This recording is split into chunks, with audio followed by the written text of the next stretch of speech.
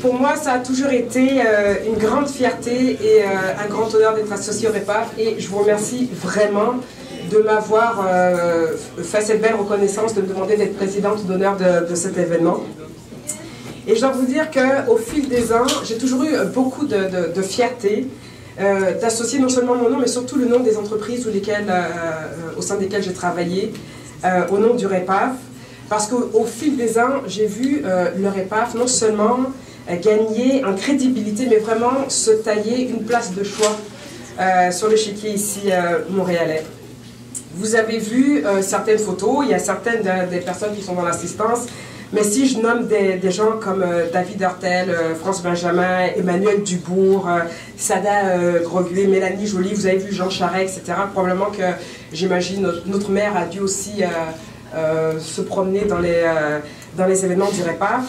Moi, ce que ça me dit, là, ces gens-là ont fait en sorte que leur nom soit associé tôt ou tard avec le REPAF. Et ce que ça me dit, c'est que quand on commence à se faire courtiser par les différents paliers du gouvernement, que ce soit municipal, le provincial, fédéral, ça veut dire qu'on compte. Ça veut dire qu'on est une force importante. Ça veut dire que, comme va probablement vous en parler M. Dorval tout à l'heure, l'immigration, puisqu'on apporte ici au Canada et au Québec, c'est important, puis qu'on a un rôle important à jouer dans la croissance économique. J'aime bien citer ce que disait, comment il s'appelle, Feu François Mitterrand, on a une force tranquille. Et ça, je pense que c'est quelque chose qu'il ne faut jamais qu'on oublie. Mais revenons un petit peu au REPAF et puis à l'importance du réseautage. Moi, j'ai connu le REPAF, comment tu vas t'en souvenir, c'était à ses débuts. Et imaginez que j'ai connu le REPAF, non pas dans le milieu de HEC, mais par un de mes collègues à l'époque, Bertrand Beaulieu, qui faisait son MBA avec vous. Bertrand est maintenant le président de l'Ordre des pharmaciens du Québec. Et Bertrand, on travaillait ensemble, il me harcelait tout le temps. Faut que tu parles à Comelande, faut que tu... Je te dis, ils ont quelque chose de spécial, puis ces gens-là, on va en entendre parler. Et Bertrand, qui est un visionnaire, c'est un entrepreneur aussi d'ailleurs, Bertrand avait vu juste parce que c'est à ce moment-là que j'ai commencé à parler à Comelande et à Martial, et puis mon Dieu, je vous revois tous aujourd'hui, je me dis, c'est pas possible qu'ils soient encore ici, Yves, Jean-Yves, et au fil des ans, je vous ai vu grandir et prendre la place qui est la vôtre grâce à tous vos membres, et ça, moi, je tiens vraiment à vous féliciter pour ça. Alors, le réseau, est-ce que c'est vraiment important ou c'est juste quelque chose qui est tendance? D'abord, je veux dire pourquoi je pense que c'est important, c'est que le verbe réseauter, croyez-le ou non, il a été introduit dans le Petit Larousse en 2012. Alors, quand un mot arrive jusque dans le Petit Larousse, ça veut dire que ça a de l'importance, première chose. Puis deuxième chose, en préparation de cet événement, je suis sûre qu'il faut quand même que je me renseigne, est-ce que c'est vraiment vrai que le réseau, ça a son importance?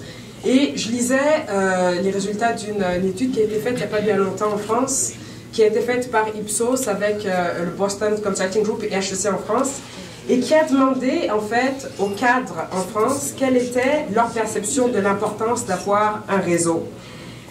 Et deux tiers des personnes, des cadres, ont dit que c'était une nécessité pour avancer dans sa carrière professionnelle.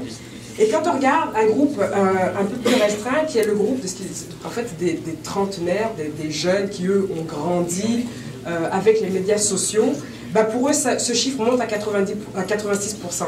Donc, c'est même plus une option, c'est une nécessité aujourd'hui de faire partie d'un réseau. Puis, je peux vous assurer que j'ai bien aimé l'allusion à M. Jacques tout à l'heure, il ne l'a pas dit, mais ça voulait dire ça. C'est pas forcément que le réseau, vous allez appeler quelqu'un que vous allez avoir un boulot tout de suite. C'est pas ça. Mais avec un réseau, vous allez avoir des contacts, vous allez vous faire voir, vous allez vous faire connaître, et ça va vous ouvrir des portes pour ensuite faire des affaires, obtenir des jobs, et c'est ça le but. Si je vous demande aujourd'hui, puis je suis sûre qu'à peu près toutes les mains vont se lever, qui est membre, qui a un profil sur LinkedIn, je pense que quasiment tout le monde maintenant a compris que des réseaux sociaux professionnels en personne ou par le biais des médias sociaux, ce sont des incontournables. J'ai entendu qu'il y avait dans l'assistance des personnes qui sont des jeunes chambres de commerce, d'autres. Ça, c'est le réseau, puis c'est important toujours de continuer à réseauter avec ces personnes. On parle aussi, on les oublie des fois, mais très important, les chasseurs de tête. Moi, j'ai toujours dit qu'on devait être amis avec ces gens-là, pas quand on cherche du boulot, mais quand on a du travail. Être une source d'information pour eux, être la personne qu'ils vont appeler, puis j'en ai reçu plusieurs cette semaine, est-ce que tu connais quelqu'un qui pourrait être intéressé par tel poste, qu'ils viennent à nous pour avoir accès à notre réseau, parce que je vous assure que quand on a besoin d'eux, ils se souviennent qu'on a été là quand ils en avaient besoin. Donc le réseau, ça se bâtit. Hein, on ne fait pas juste un réseau, tiens là j'ai besoin d'un job demain, il faut que je fasse appel à mon réseau, mais ça se bâtit. Et le réseau, oui, ça emmène toujours à la prochaine étape. Et là, pour mesdames, je vais vous dire un autre truc tout bête. Le réseau, là, c'est pas seulement pour le travail. Là, tout à l'heure, il y en a plusieurs qui disent, mon Dieu, tu as des beaux cheveux. Hein. Si j'avais pas eu un réseau que j'ai activé en urgence ce week-end, parce que j'étais en train de vivre une catastrophe, j'aurais jamais pu trouver le meilleur coiffeur de Montréal. Donc, si vous voulez, je vous donnerai Robert Hollycock, le meilleur. Et c'est mon réseau qui m'a mis en contact avec lui. Donc, le réseau, ça compte.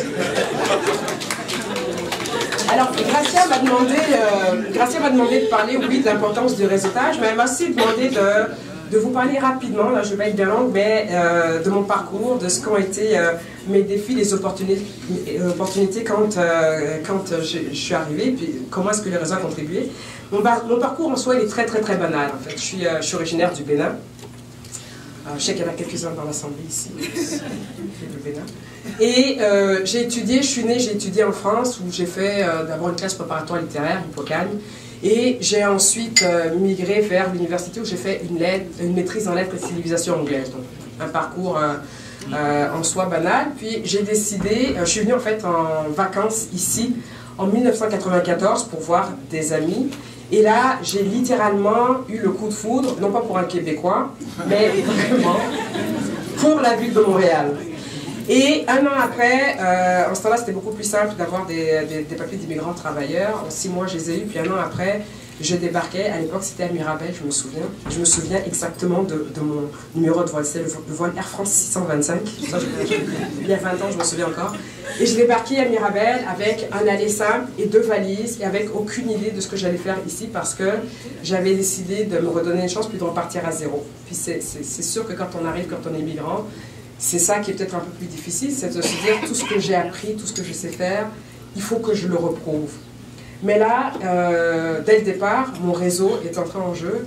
Et souvent, je fais des jaloux quand je dis ça, mais en fait, la personne qui m'a accueilli, c'était un couple d'amis à moi franco-béninois, mon premier job, j'ai eu en 3 semaines grâce à eux qui avaient un réseau par le biais du travail de Valérie. Et je vous dirais que depuis, donc j'ai travaillé chez Medan Baldwin quand je suis arrivée en financement des sociétés. Ensuite, j'ai travaillé dans l'industrie pharmaceutique où j'ai rencontré Bertrand Bolduc. Et maintenant chez WSP qui s'appelait avant Geneva et qui est une grosse compagnie. Oui, vous en avez entendu parler de la commission Charbonneau, je sais, mais après je dis ça.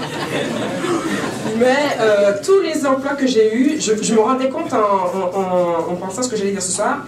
Pas une seule fois, j'ai juste envoyé un CV à l'aveugle. Tous ces emplois-là, je les ai eus par le biais de mon réseau. Alors, les gens qui m'ont ouvert les portes m'ont vraiment ouvert les portes. Ils n'ont pas fait quoi que ce soit pour moi, ils n'ont pas forcé qui que ce soit m'embaucher, mais c'est ça le réseau. Ça ouvre des portes et ça permet ensuite à nous de faire nos preuves et de faire en sorte de nous vendre.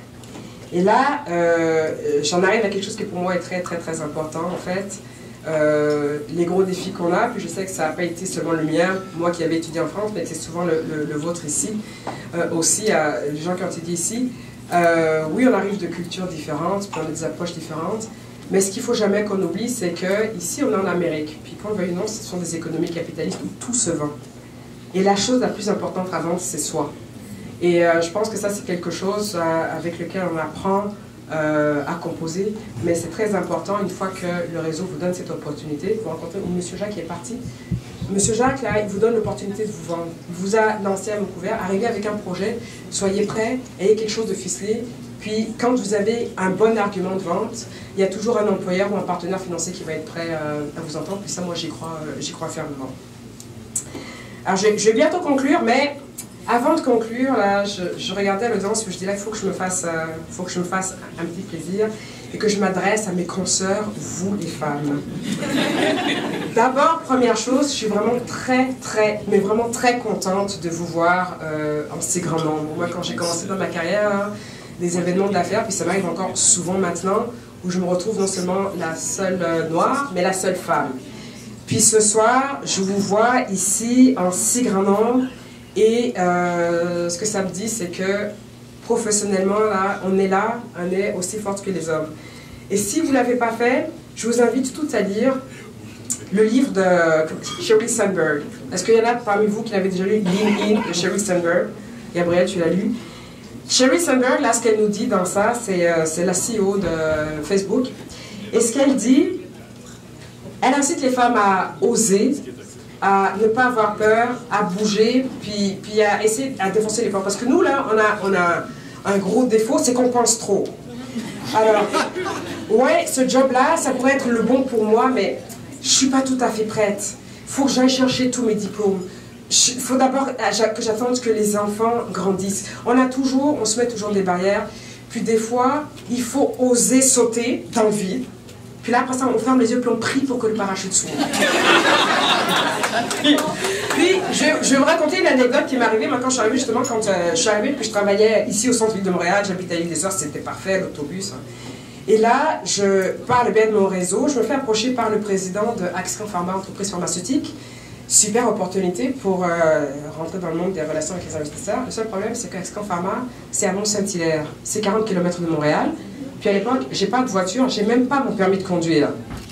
C'est pas grave. Je prends un taxi, puis je m'en vais à Mont-Saint-Hilaire passer l'entrevue, puis je me vends. Oui, donnez-moi la chance, vous allez voir, je suis capable. Et j'ai le job. Puis j'ai le job et je dois commencer à peu près un mois et demi plus tard. Et je vous assure que ce jour-là, j'ai sauté dans le vide. Puis je me suis dit, ma cocotte, t'as pas le choix, t'as un mois pour l'activer ton parachute. Puis je suis allée chercher ce permis, j'avais juste une chance, parce que le permis, là, je sais pas si c'est toujours la même chose, mais quand on passe, qu'on réussit pas, faut attendre X semaines avant de repasser. J'avais pas le choix, fallait que je l'aie. Puis je l'ai eu, puis je suis allée acheter ma première voiture, et finalement, ben, ce premier job à Axion, le premier vrai job, parce que Midland, c'était plus mon incursion sur le monde du travail québécois, ça m'a permis ensuite d'avancer et de propulser